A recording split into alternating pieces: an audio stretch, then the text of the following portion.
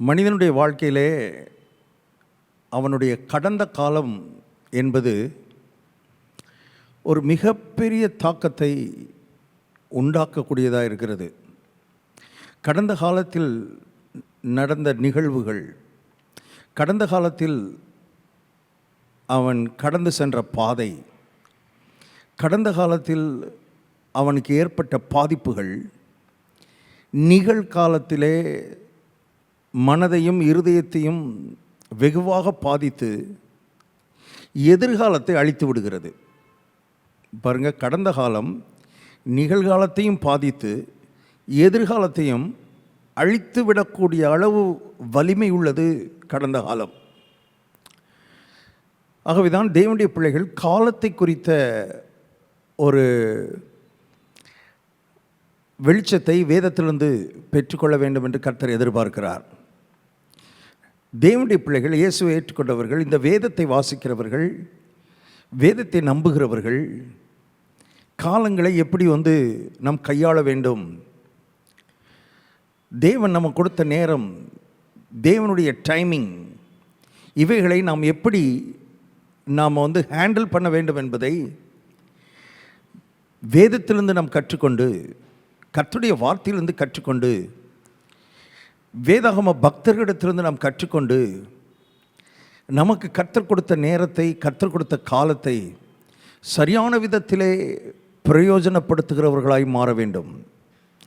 அப்போஸ்தலனாகிய பவுல் எழுதுகிறார், நாட்கள் பொல்லாதவைகளானதால் காலத்தை பிரயோஜனப்படுத்திக் கொள்ளுங்கள் என்று சொல்லுகிறார். காலத்தை பிரயோஜனப்படுத்த வேண்டும். இது அநேகருக்கு, அநேக ஆவிக்குரியவர்கள், ரட்சிக்கப்பட்டவர்கள், சபைக்கு போகிறவர்கள், அவர்களுக்கு இந்த காலத்தை குறித்த ஒரு புரிதல் கிடையாது. கடந்த காலத்தில் நடந்ததெல்லாம் எடுத்து மைண்டில் போட்டுக்கிட்டு அதிலேயே தங்கள் நாட்களை வீணாக கழித்து கொண்டிருக்கிறார்கள்.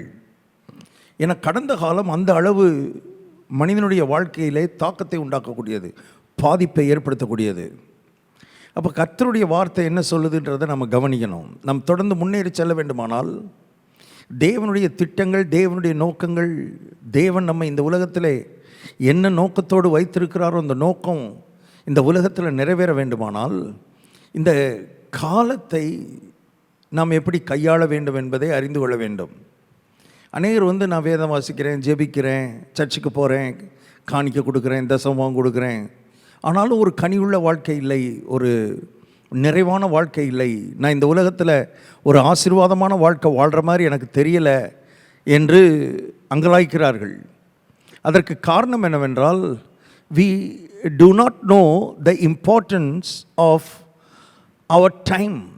நம்முடைய நேரத்தை குறித்த ஒரு முக்கியத்துவம், காலத்தை குறித்த முக்கியத்துவம் நமக்கு தெரியாமல் இருப்பது தான் அநேக நேரங்களிலே நம்முடைய வாழ்க்கையிலே ஒரு கனியுள்ள வாழ்க்கை வாழ முடியாமல், மன நிறைவான ஒரு வாழ்க்கை வாழ முடியாமல், மற்றவர்களுக்கு ஆசீர்வாதமான ஒரு வாழ்க்கை வாழ முடியாமல் போய்விடுகிறது.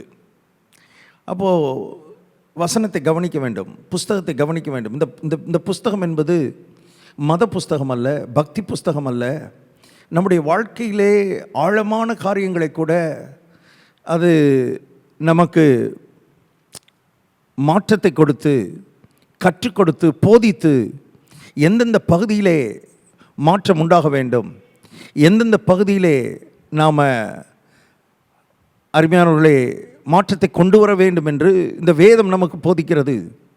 அதனால தான் கர்த்தர் சொன்னார், மகனே, என் மகனே, என் வார்த்தைகளை உன் இருதயத்திலே வை, என் வசனங்களுக்கு உன் செவியை சாய், அவைகள் உன் கண்களை விட்டு பிரியாதிருப்பதாக, அவைகளை கண்டுபிடிக்கிறவர்களுக்கு அது ஜீவனும் உடலுக்கெல்லாம் ஆரோக்கியமாய் இருக்கும் என்று வார்த்தைக்கு அவ்வளோ மரியாதை கொடுத்து கர்த்தர் பேசி வச்சிருக்கிறார். வார்த்தை கவனிக்கிறதில்ல மக்கள், இந்த வசனத்துக்கு முக்கியத்துவம் கொடுக்கறதில்ல. இந்த வார்த்தையில் வேதாகம பக்தர்கள் தங்களுடைய அனுபவத்தை எப்படி தேவனோடு இணைந்து செல்கிறவர்கள் எப்படி தங்களுடைய கடந்த காலத்தை அவர்கள் ஹேண்டில் பண்ணியிருக்கிறாங்க, how they handled their past என்பதை நாம் அவரிடத்திலிருந்து கற்றுக்கொள்ளும் பொழுது தேவன் நமக்கு கொடுத்த டைம், தேவன் நமக்கு கொடுத்த நேரத்தை பிரயோஜனம் உள்ளதாய், மதிப்புமிக்கதாய், உபயோகமுள்ளதாய் நாம் மாற்றிக்கொள்ள முடியும். அப்போஸ்தலனாகிய பவுல் ஆவியானவருடைய துணையோடு கூட தன்னுடைய அனுபவத்திலிருந்து பேசுகிறத நான் உங்களுக்கு சொல்ல போகிறேன். எத்தனையோ பிரச்சனைகள், எத்தனையோ போராட்டங்கள், நிந்தைகள், அவமானங்கள், அடிகள், அருமையானவர்களே, தேவனுடைய ராஜ்யத்துக்காக உபத்திரவங்கள், பாடுகள், இவைகளெல்லாம் அனுபவித்த பவுல் இப்படியெல்லாம் நமக்கு நடந்துருச்சேன்னு உட்காந்து வேதனைப்பட்டு கொண்டு புலம்பிக் கொண்டு தன்னைத்தானே நொந்து கொண்டு வாழ இல்லை என்பதை நான் உங்களுக்கு ஞாபகப்படுத்துகிறேன். இன்றைக்கு அநேக ஆவிக்குரியவர்கள் இப்படித்தான் தங்கள் வாழ்க்கையை கடத்தி கொண்டிருக்கிறார்கள். தாங்க நினச்சது நடக்கலை, தாங்க விரும்பினது கிடைக்கல, தாங்க ஆண்டவர்கிட்ட கேட்டதை எனக்கு கொடுக்கல, இதே தான் மைண்டை போட்டு குறைஞ்சிக்கிட்டே இருக்குது பாருங்கள். இது வருஷங்களை வீணாக்கி விட்டது, நாட்களை வீணாக்கி விட்டது.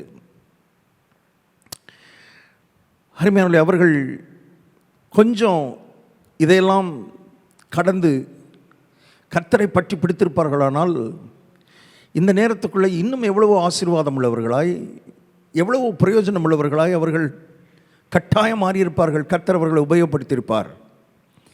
ஆனால் கடந்த காலம் அவருடைய வாழ்க்கையில் ஏற்படுத்தின அந்த வேதனைகள், வலிகள், இதிலேயே அவர்கள் வாழ தங்களை உட்படுத்தி கொண்டார்கள்.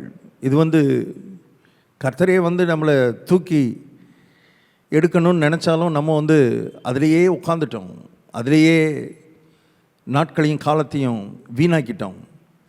சில காரியங்கள் கர்த்தரே நினச்சாலும் நம்ம அவரோட கோஆப்ரேட் பண்ணலைன்னா, நாம் அவரோட ஒத்துழைக்கலைன்னா, அருமையான தேவனுடைய பிள்ளையே, நம்ம ஒன்றும் செய்ய முடியாது. கர்த்தரை நினச்சாலும் அதை மாற்ற முடியாது என்பதை தெரிந்து கொள்ளுங்கள். God's operation needs man's cooperation.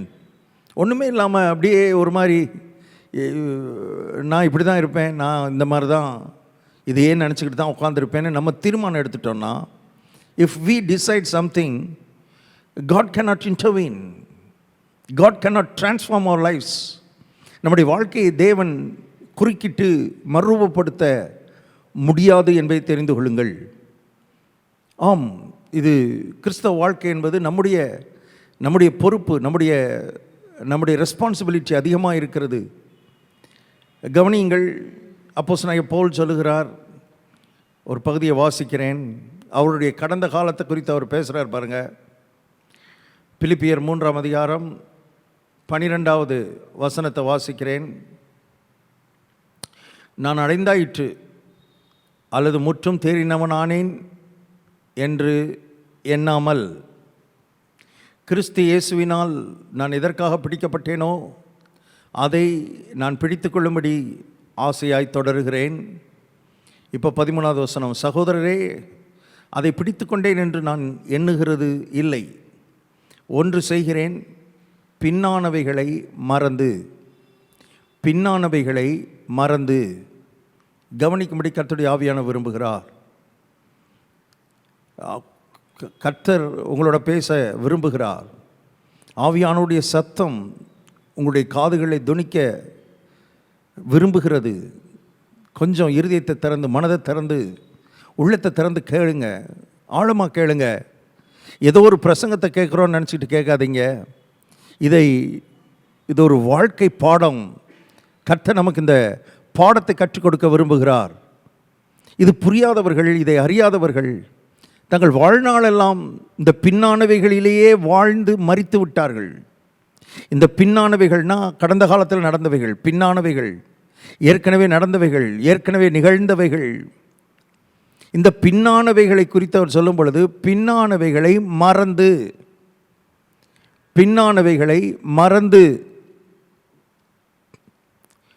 முன்னானவைகளை நாடி கிறிஸ்து இயேசுவுக்குள் தேவன் அழைத்த பரம அழைப்பின் பந்தய பொருளுக்காக இலக்கை நோக்கி தொடருகிறேன்.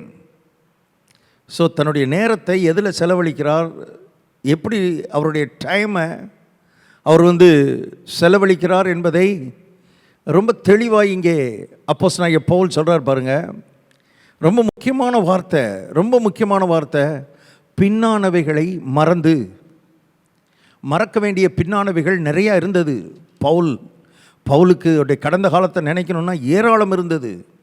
அதை நினச்சி வேதனைப்படணும்னா உட்காந்து வேதனைப்பட்டிருக்கலாம். எத்தனையோ வருடங்கள் நியாயப்பிரமாணத்துக்காக பக்தி வைராக்கியமாக இருந்து சபைகளை துன்பப்படுத்தி மக்களை பாழாக்கி, கிறிஸ்தவ சபைகளை பாழாக்கி, பலரை கொலை செய்வதற்கு உதவியாக இருந்து பல காரியங்களை நடப்பித்த மனிதன். அவன் நினைக்கணும்னா உட்கார்ந்து நினைக்கிறதுக்கு ஏராளம் இருக்கிறது. ஆனால் பவுல் சொல்லுகிறார், பின்னானவைகளை மறந்து.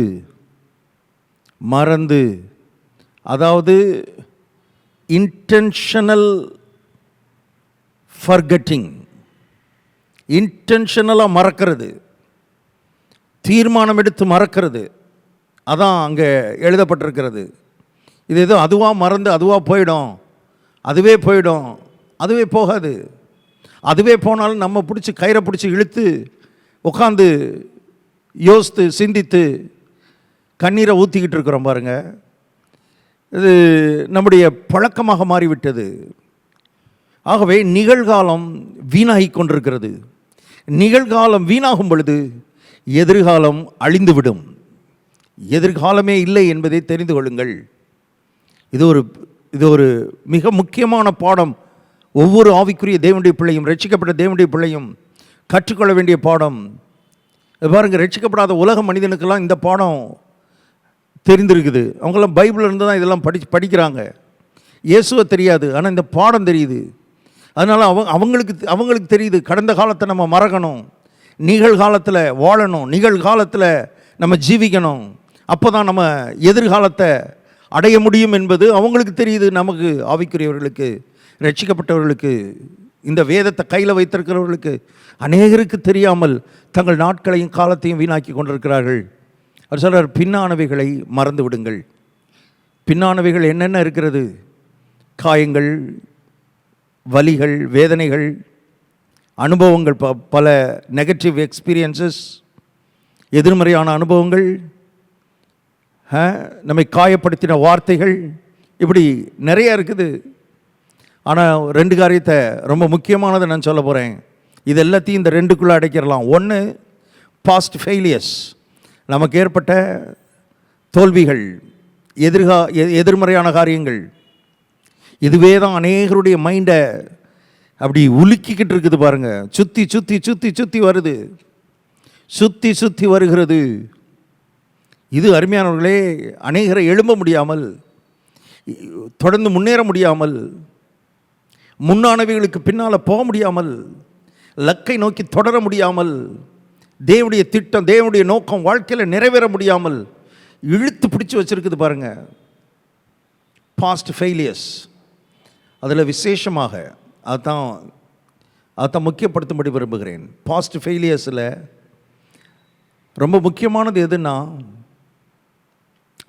நாம் கடந்த காலத்தில் தவறவிட்ட வாய்ப்புகள்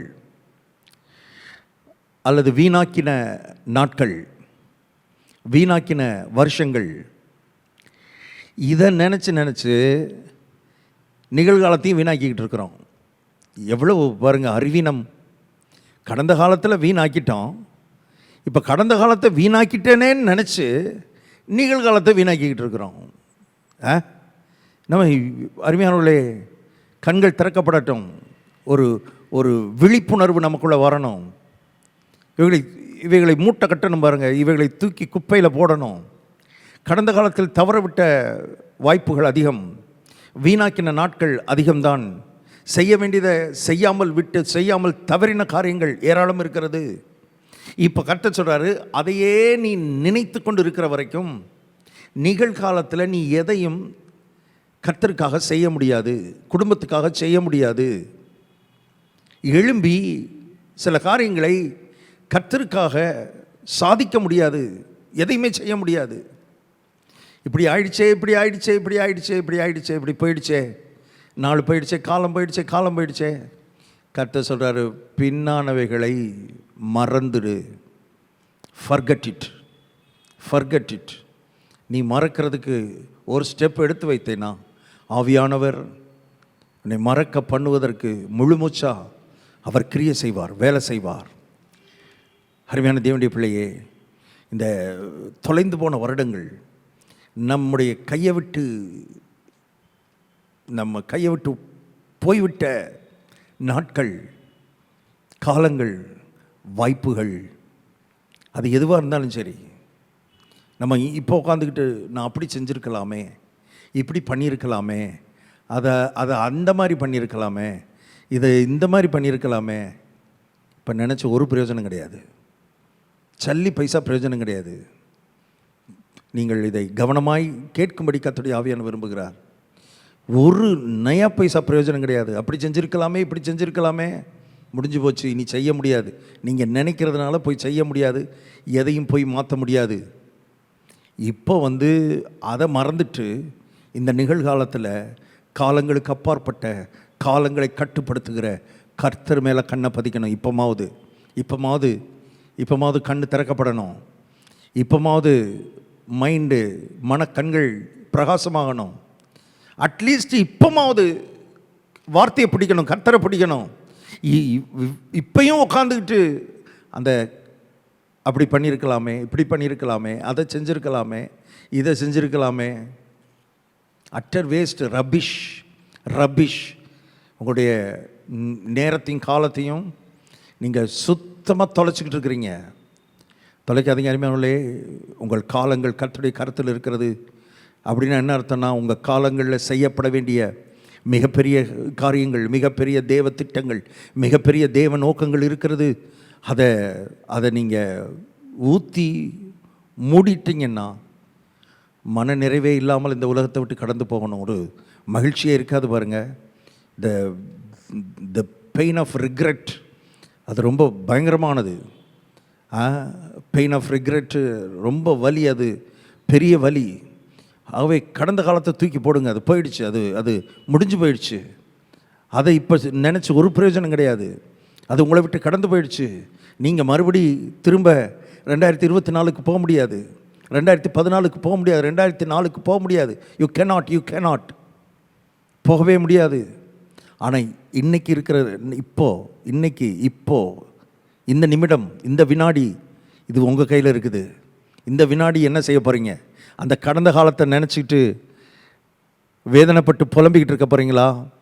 அதை தூக்கி குப்பையில் போட்டுட்டு, இப்பொழுது கர்த்தர் என்னை புது சிருஷ்டியாக்கி இருக்கிறார், இன்றிலிருந்து கர்த்தர் எனக்கு புதிய பாதையை உருவாக்கி தரப்போகிறார், ஒரு புதிய வழியை கர்த்தர் உருவாக்கி தரப்போகிறார், ஒரு புதிய வாழ்வை எனக்காக கர்த்தர் உருவாக்கி தரப்போகிறார் என்கிற ஒரு விசுவாசத்தோடு, நம்பிக்கையோடு இன்றைக்கி நீங்கள் எழுமுனா கூட இன்றிலிருந்து உங்கள் வாழ்க்கை மகிமையான வாழ்க்கையாக மாற முடியும். இன்றிலிருந்து நீங்கள் கர்த்தருக்காக எழும்பி பிரகாசிக்கிறவர்களாய் மாற முடியும். இன்றிலிருந்து கர்த்தர் உங்களுக்கு கொடுக்குற நாட்களின் நேரத்தையும் நீங்கள் அற்புதமாய், மிக அழகாய் உபயோகப்படுத்தி நீங்கள் இந்த உலகத்தில் 4 பேருக்கு ஆசீர்வாதமாக மாற முடியும். இன்றைக்கு அதனால தான் கர்த்தர் சொன்னார், இன்றைய இரட்சணிய நாள், இன்றைய அனுக்கிரக காலம்.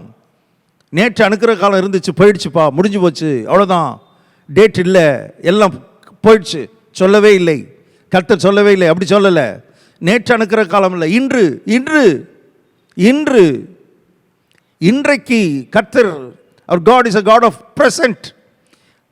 இருந்தவராகவே இருந்தேன் என்று சொல்லவில்லை, இருக்கிறவராகவே இருக்கிறேன் என்று சொல்லுகிறார். இப்பொழுது நான் பேசிக்கொண்டிருக்கிற இந்த நேரத்தில். ஆகவே கடந்த கால இந்த தோல்விகளை தூக்கி எறிந்து விட்டு, மறந்து, அருமையாளே, நிகழ்காலத்திலே வரப்போகிற நாட்களிலே கர்த்தர் எனக்கு திறக்கப் போகிற பாதை, எனக்கு திறக்கப் போகிற கதவுகளுக்குள்ளே நான் போக போகிறேன். அந்த கதவுகளுக்குள்ளே போய் எனக்கு கர்த்தர் வைத்திருக்கிற அந்த தாளந்துகளை பயன்படுத்தி, எனக்கு கர்த்தர் கொடுத்திருக்கிற ஆற்றல்களை பயன்படுத்தி கர்த்தருக்காக சில காரியங்களை நான் செய்ய என்னை அர்ப்பணிக்கிறேன் என்று சொல்லி அர்ப்பணியுங்கள்.